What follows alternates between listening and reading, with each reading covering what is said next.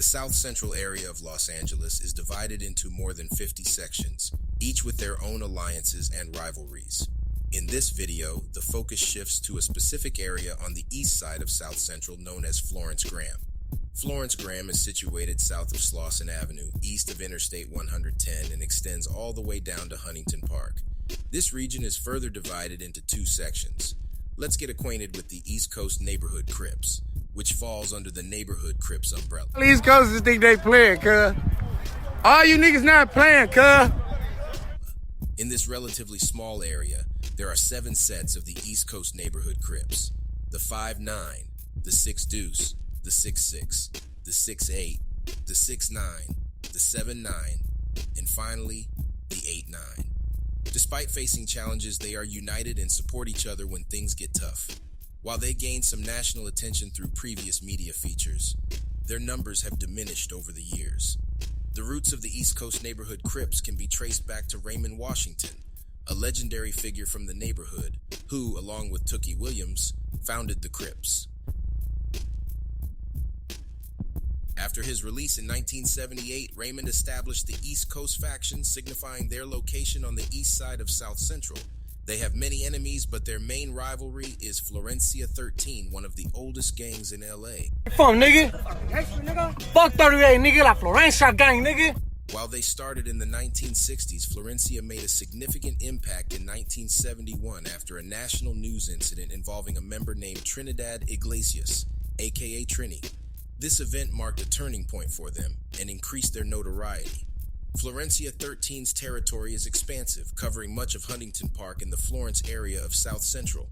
They share borders with the East Coast Neighborhood Crips and overlap in some areas. For a considerable period, they coexisted in the same neighborhood, occasionally even collaborating in various ways. However, things took a dark turn in the late 1990s when they decided to work together to boost their profits.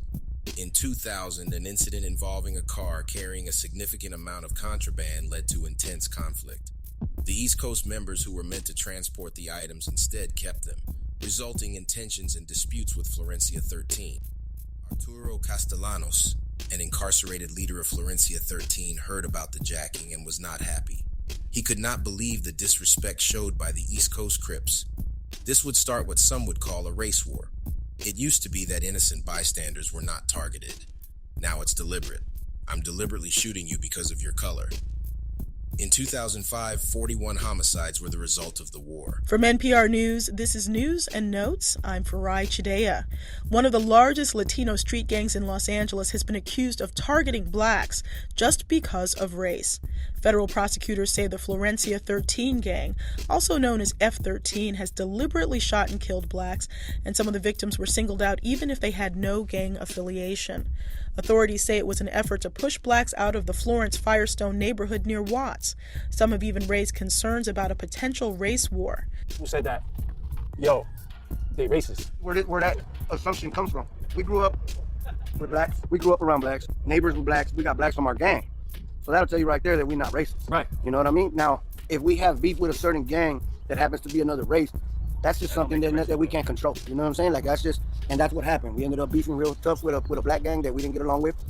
And people, got out of hand with it on both sides. Right. You know what I'm saying? But now, everything's smooth. Like, this event triggered a series of violent incidents, escalating the situation. Following these events, law enforcement became more involved due to the increased violence affecting civilians. Operation Joker's Wild in October 2007 resulted in over 100 arrests, signaling the end of an era for some members. However, the rivalry continued for the next 13 years, leading to numerous incidents and heightened tensions. 2020 brought about some changes in the community, but the history of these rivalries remains deeply ingrained in the area's culture and past.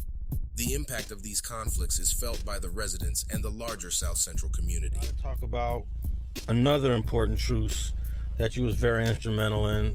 This is a truth that people said would never happen. And this is a rivalry that had bodies. And it's also a rivalry that's cross-cultural, cross-ethnicities, cross-races. This is the Florences and the East Coasters. From what I remember, this started in '99, so here it is 20 years later, And tell me if I'm lying, that truce is in effect. And